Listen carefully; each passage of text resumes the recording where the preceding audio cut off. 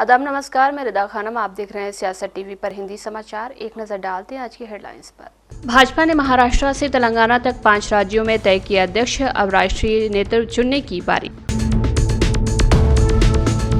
वक्फ कानून पर तेजस्वी यादव के बयान से भड़की भाजपा, बोली ये नमाजबाद है।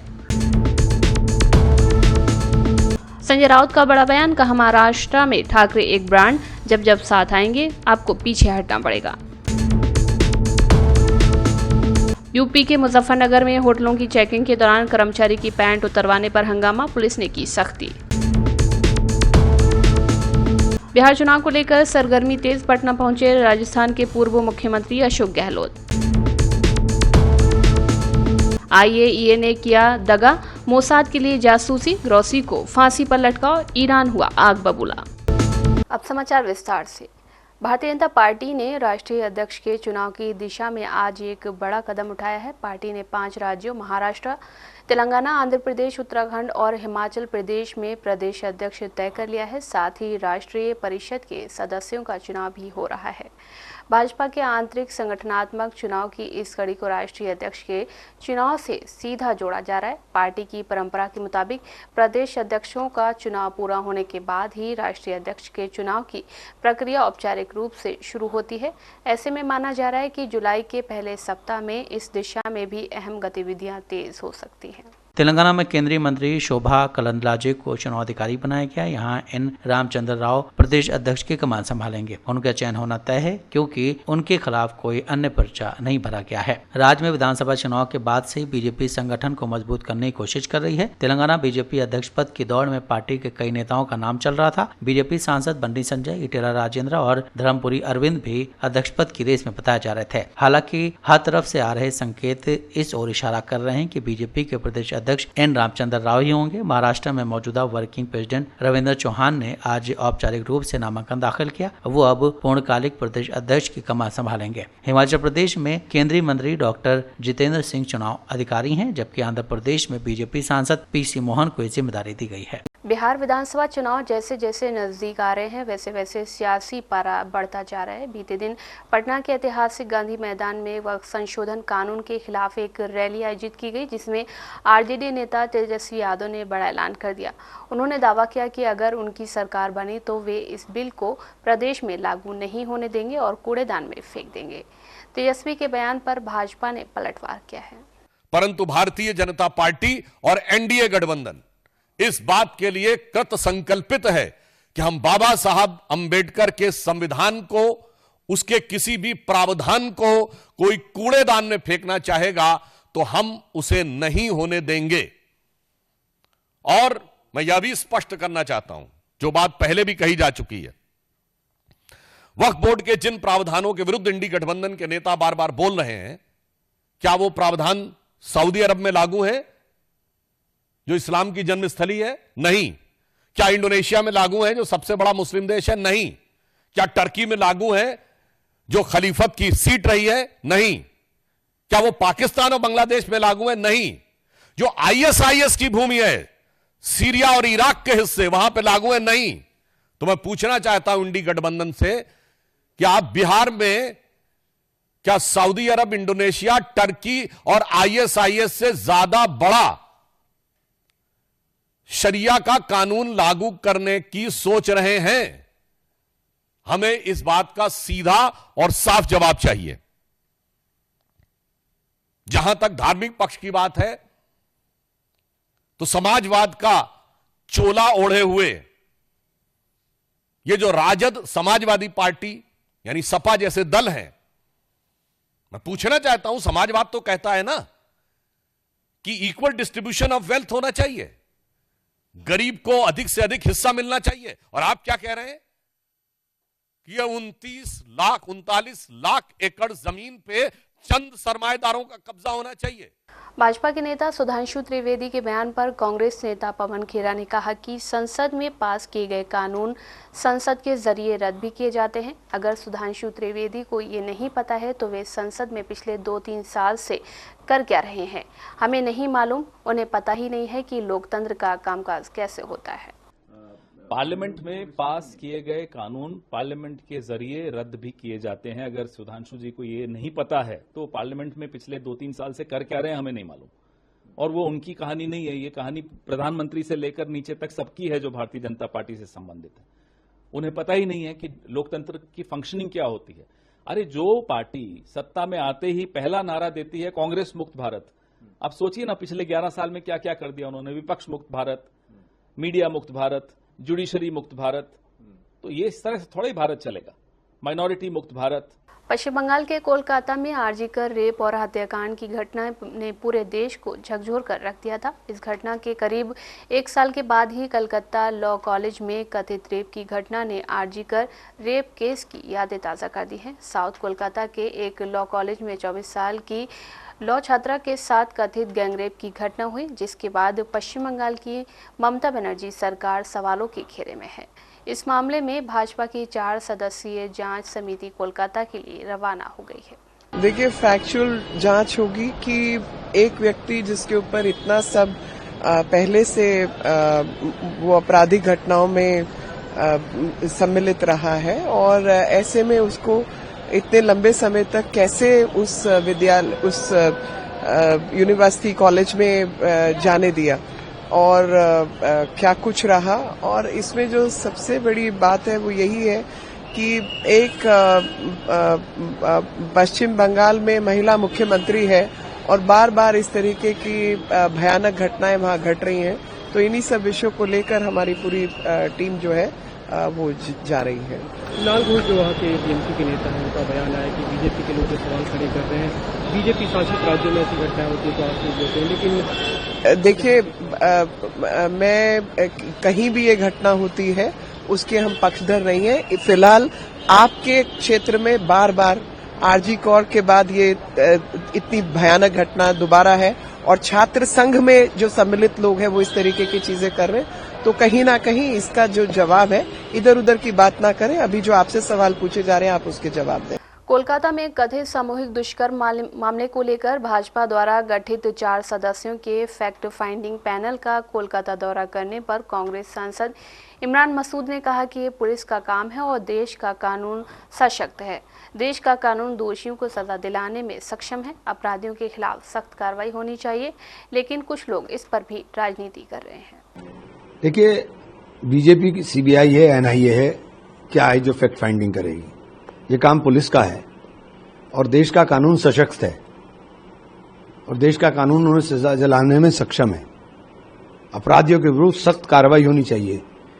ये आपराधिक घटनाएं और इस प्रकार की जो घटनाएं हो रही हैं, क्या ये पूरे देश में नहीं हो रही हैं? तो सब जगह होती हैं। ये एक विकृति है और इस विकृति के लिए बौद्धिक जागरूकता जरूरी है। उस बौद्धिक जागरूकता के लिए आप प्रयास नहीं कर रहे हो, केवल राजनीति कर रहे हो। ये राजनीति का विषय नहीं है और राजनीति इसके ऊपर होनी भी नहीं चाहिए। जिस बच्ची के साथ अन्याय हुआ उस बच्ची को इंसाफ मिले, उसके लिए मुलजिमों का पकड़ा जाना, कोर्ट के अंदर जाकर के उनको सजा दिलाना, इसके ऊपर प्रयास होना चाहिए, ना कि ये जो बातें आप कर रहे हैं। क्या आपकी स्टेट के अंदर नहीं हुआ ये? आपकी स्टेट के अंदर भी बहुत घटनाएं हैं, बहुत विभत्स घटनाएं हैं, बहुत विभत्स घटनाएं हैं। उन घटनाओं के ऊपर आपने कभी फाइंडिंग कमेटी भेजी? कौशाम्बी के अंदर कल जो हो रहा था, किस बात के लिए हो रहा था? आपने वहां फाइंडिंग कमेटी भेजी? तो फैक्ट फाइंडिंग कमेटी आप बना करके जो भेजने की बातें कर रहे हो, ये राजनीति का आप मैदान बनाना चाहते हो, ये ठीक नहीं है। महाराष्ट्र सरकार ने हिंदी अनिवार्यता वाला आदेश वापस ले लिया है। विपक्ष का दावा है कि उनके दबाव में आकर सरकार को अपने फैसले से पीछे हटना पड़ा। इस बीच उद्धव ठाकरे गुट के सांसद संजय राउत का बड़ा बयान सामने आया है। उन्होंने बिना नाम लिए महायुति सरकार पर निशाना साधा है। जनता पार्टी की एक नेशनल पॉलिसी है झूठ बोलने की। वो नेशनल पॉलिसी जो है, राष्ट्रीय धोरण, तो यही धोरण के साथ महाराष्ट्र में लोग काम कर रहे हैं, झूठ बोल रहे हैं। अरे भाई, उद्धव ठाकरे जी ने कोई एक रिपोर्ट बनाया है माशेलकर कमेटी का, तो सामने लाइए ना। हम बार बार बोल रहे हैं कि आप वो कार्यक्रम है, आप सामने लाइए। एक कमेटी का रिपोर्ट सामने आया है, वो कैबिनेट में रखा है, क्या चर्चा नहीं हो सकती? आपने हिंदी जबरदस्ती के बारे में, हिंदी सख्ती के बारे में कैबिनेट में चर्चा की है ना, इसलिए की है कि वो नेशनल पॉलिसी है। अगर कोई नेशनल पॉलिसी राज्य के सामने आती है तो उसके ऊपर चर्चा करना जरूरी होता है। देवेंद्र फडणवीस 3 बार मुख्यमंत्री बन गए, क्या उनको इतना भी नॉलेज नहीं है?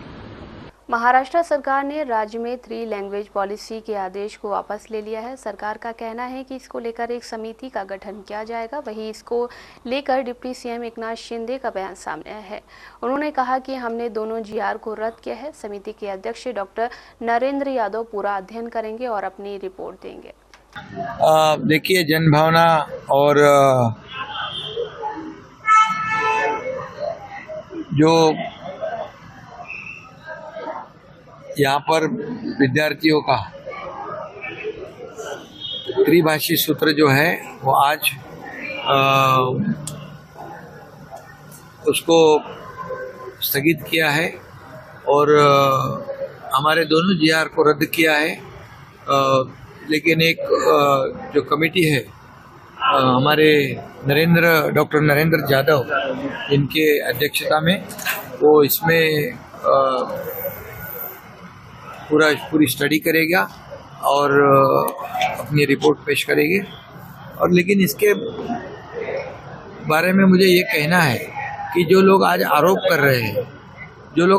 रहे हैं वो जब मुख्यमंत्री थे तब डॉक्टर माशेलकर जी का जो अहवाल था त्रिभाषा सूत्र का, उसमें मराठी, इंग्लिश और हिंदी अनिवार्य की गई थी और वो मुख्यमंत्री जब थे तब उन्होंने उसको स्वीकृत किया था, उसको मंजूर भी किया था। और दुर्भाग्यपूर्ण बात यह है कि सरकार में रहते हुए एक भूमिका निभाते हैं, सरकार के बाहर जब रहते तब दूसरी भूमिका निभाते हैं और ये दुर्भाग्यपूर्ण बात है। लेकिन ये दोगली राजनीति हमारी सरकार, महायुति सरकार ने कभी की नहीं, कभी करेगी नहीं। हमारे शिक्षा मंत्री दादा भुसे जी ने कई लोगों से बातचीत की ताकि कई जिन्होंने इस निर्णय पे आक्षेप लिए थे, कई लोगों ने कुछ सुझाव दिए थे, उनसे भी बातचीत की थी। कांवड़ यात्रा से पहले मुजफ्फरनगर में स्वामी यशवीर के नेतृत्व में चलाए जा रहे पहचान अभियान ने विवाद खड़ा कर दिया है। इस अभियान के तहत कांवड़ मार्ग पर स्थित दुकानों, ढाबों और रेस्टोरेंट में मालिकों और कर्मचारियों की पहचान जांचने का काम शुरू किया गया है। दिल्ली देहरादून नेशनल हाईवे 58 पर पंडित जी वैष्णो ढाबा पर पहुंची यशवीर की टीम ने कर्मचारियों से आधार कार्ड मांगा, जिसके इनकार पर हंगामा हो गया। बारकोड स्कैन करने पर ढाबे के मालिक का नाम मुस्लिम समुदाय से सामने आने के बाद विवाद और गहरा गया। पंडित जी वैष्णो ढाबा पर एक कर्मचारी की पैंट उतारकर पहचान जांचने की कोशिश की गई, जिस वजह से हंगामा खड़ा हो गया। क्या नाम है तुम्हारा? मेरा नाम गोपाल। गोपाल, क्या काम करते हो तुम? यही काम करूँगा, होटल पर रहूँ। होटल का काम। क्या हुआ? अभी हिंदू संगठन के लोग आए थे यहाँ। अभी इन्होंने पैंट उतारी, पहले आधार कार्ड चेक करा, आधार कार्ड है नहीं खोएगा। और क्या नाम मुझे नंगा करने को तो ये लोग बीमार चल रहा, देखो बीमार चल रहा, बाबूजी में बीमार चल रहा। अच्छा, मैं टेक का तरह होगा तभी। किसने करने की कोशिश की? इन्हें ना वो लौंडा काला लौंडा वो अब नू देख रहे मुसलमान हो क्या हो तू? मैं हिंदू झूठ क्या काम करते हो होटल पे? मैं यहाँ काम करूँ। कौन सा होटल है? एक बात और बताइए। पंडित जी का। पंडित जी ढाबा। पंडित जी का ढाबा। ठीक है। प्रयागराज के करछना में भीम आर्मी के कार्यकर्ताओं द्वारा की गई हिंसा को लेकर जब नगीना सांसद और आज़ाद समाज पार्टी के मुखिया चंद्रशेखर आज़ाद से सवाल किया गया तो उन्होंने कहा कि हंगामा करने वालों में कोई भी नीला साफा पहन सकता है, लेकिन मीडिया के लोग पहले ही ट्रायल पर कमज़ोर वर्ग के लोगों को आरोपी साबित कर देते हैं। देखिए, मैं कल गया था प्रयागराज, और प्रयागराज गया था मैं कौशाम्बी का जो प्रकरण है, पाल समाज की जो हमारी बेटी है, उसको न्याय मिले, उसके परिवार को न्याय मिले। और फिर इसोटा में जो घटना हुई है, उस घटना में जो एक शेड्यूल कास्ट के व्यक्ति को मारकर जला दिया गया गेहूं के खेत में, उस परिवार को न्याय मिले, उनकी मांगों को पूरा किया जाए, क्योंकि अभी तक उनकी मांगें पूरी नहीं हुई है। लेकिन मुझे पुलिस ने गुमराह करके, या ये कहिए कि मैंने उन पर भरोसा किया और उन्होंने मुझे इलाहाबाद सर्किट हाउस में रखा गया और मुझसे कहा कि अब कुछ देर में हम व्यवस्था करा के आपको वहाँ भेज देंगे। समय बीतता गया, मैं वहीं धरने बैठा रहा अब थोड़ी देर में फिर ये हुआ कि मैंने कहा कि मैं अकेला आदमी जाना चाहता हूँ, आप अपनी गाड़ी के साथ ले जाओ, मुझे कोई दिक्कत नहीं, मैं वहाँ से चल के यहाँ आया हूँ। परिवार भी चाहता है, परिवार से आम लोगों की बात हुई, उन्होंने भी कहा कि भाई को एक बार आके यहाँ मेरी बेटी की हालत देखनी चाहिए, हमारी हालत देखनी चाहिए। दोनों परिवारों की यही मांग थी, लेकिन पुलिस ने ना जाने क्यों जो है किसके दबाव मुझे जाने नहीं दिया। अंत जो है मैंने कहा कि अगर मुझे नहीं ले जा रहे तो उन परिवारों को यहाँ बुला दो। तो जैसे पुलिस ने, एडमिनिस्ट्रेशन ने सब ठान लिया था कि हम इनको ना वहाँ जाने देंगे, ना परिवार से मिलने देंगे। ये पहली बार हुआ है मेरे उसमें भी कि कोई अपने परिवार से नहीं मिल पा रहा, वो जो अन्याय उनके साथ हुआ उसको सुन नहीं पा रहा। जब तक देखिए कई तरह के आरोप लगते हैं, जब तक आप जाओगे नहीं, सुनोगे नहीं, समझोगे नहीं क्या सिचुएशन, उसको एनालिसिस नहीं करोगे तो आप क्या कह सकते हो। तो जब मैं गया ही नहीं, मिला ही नहीं, तो मैं क्या बता दूं। मुझे ऐसा लगता है कि पुलिस नहीं चाहती थी, शायद पुलिस और एडमिनिस्ट्रेशन ने कुछ इस तरह के अपराध किए हैं, उनको छिपाने के लिए मुझे वहाँ जाने से रोका गया। अगर मैं वहाँ जाता तो वो सामने आते और फिर आप मीडिया के साथियों के जरिए कल मैं उन पर आवाज़ उठाता, शायद इसी वजह से जो है मुझे रोका गया है। एलएलबी की छात्रा से कोलकाता में हुए गैंगरेप मामले में बिहार के मुख्यमंत्री नीतीश कुमार की पार्टी की प्रतिक्रिया सामने आई है। आज जेडीयू नेता नीरज कुमार ने इस मामले पर कहा कि अभियुक्त की गिरफ्तारी ही सरकार की जिम्मेदारी नहीं होती, क्योंकि एक राजनीतिक दल से उसका संबंध है, तो टीएमसी को केवल अनुशासनात्मक कार्रवाई ही नहीं करनी चाहिए, बल्कि जनता ये उम्मीद करती है कि आप समय सीमा के तहत चार्जशीट तय करें। अपराध की घटना घटी है, अभियुक्त की गिरफ्तारी ही सरकार की जिम्मेवारी नहीं होती है, चूंकि एक राजनीतिक दल से उसका संबंध है, यह सर्वविदित हो गया है। तो तृणमूल कांग्रेस को अनुशासनात्मक कार्रवाई ही केवल नहीं करना चाहिए, बल्कि जनता यह उम्मीद करती है कि आप समय सीमा के तहत चार्जशीट तय करिए, जितना अल्प अवधि में हो, स्पीडी ट्रायल करिए, जिससे कि न्याय मिलने की जो उम्मीद रहती है वह बरकरार रहे। और जब न्यायपालिका उसको सजा मुकर्रर करेगी तो वह तिल तिल कर करके मरेगा जेल के अंदर में, तो लोगों को सुकून मिलता है और न्यायपालिका पर भरोसा बढ़ता है। लेकिन सबसे महत्वपूर्ण पक्ष यह है कि ममता दीदी, आप महिला मुख्यमंत्री हैं, ऐसे सवाल पर राजनीतिक एजेंडा मत तय करिए। आपके दल के लोग राजनीति तय करने लगते हैं। भाई अपराधी, गुंडा, इस रंग का सामाजिक महापाप करने वाला किसी पार्टी, किसी धर्म, किसी जाति से जुड़ा हुआ हो तो उसके खिलाफ मुकम्मल कार्रवाई होनी चाहिए, और ये मुकम्मल कार्रवाई दिखना चाहिए, न कि राजनीति का एजेंडा तय करना चाहिए। भले ही बिहार विधानसभा चुनाव में अभी समय है, लेकिन राज्य में चुनावी सरगर्मियां तेज होती जा रही हैं। आज महागठबंधन के मैनिफेस्टो कमेटी की बैठक होनी है, और उससे पहले राजस्थान के पूर्व मुख्यमंत्री और कांग्रेस के वरिष्ठ नेता अशोक गहलोत पटना पहुंच गए हैं। पटना पहुंचते ही गहलोत ने चुनाव आयोग को जमकर खरी खोटी सुनाई। 4 बजे के प्रेस कॉन्फ्रेंस है ना, उसमें बातचीत करेंगे। 4 बजे प्रेस कॉन्फ्रेंस है सर। ये इश्यू बहुत बड़ा इश्यू है। ये पहली बार बिहार में जो शुरू हुआ है ना, ये पता नहीं इनकी मंशा क्या है। हम जो बार बार कहते हैं कि डेमोक्रेसी को खत्म करना चाहते हैं, ये भी हम समझते हैं कि ये कंफ्यूजन पैदा कर रहा है और स्पष्ट है कुछ नहीं बता रहे इलेक्शन कमीशन। आज हम लोग बात करेंगे आपस के अंदर, शाम को 4 बजे फिर मिल रहे हैं आप लोगों से, डिटेल में बात उस वक्त में करें। और ये एक नया जो है ये पहल कर रहे हैं, बिना विपक्ष को विश्वास में लिए हुए कर रहे हैं। इलेक्शन कमीशन की ड्यूटी होती है पक्ष विपक्ष सबको वो बातचीत करे, इन्वॉल्व करे, उसके बाद फैसला करे। इस प्रकार का फैसला एक तरफा करना उचित नहीं है। मुझे जनता में विश्वास समाप्त हो रहा है। हमें लोग मिलते हैं दिल्ली में भी, जो बिहार के लोग आपके काम करते हैं, वो कहते हैं कि हम अपने माँ बाप का डेट ऑफ बर्थ सर्टिफिकेट कैसे लाएंगे। इस प्रकार की स्थिति बनती जा रही कन्फ्यूजन की। इलेक्शन कमीशन को चाहिए इमीडिएटली इस कन्फ्यूजन को दूर करे, ये मैं कहना चाहूँगा। ठीक है।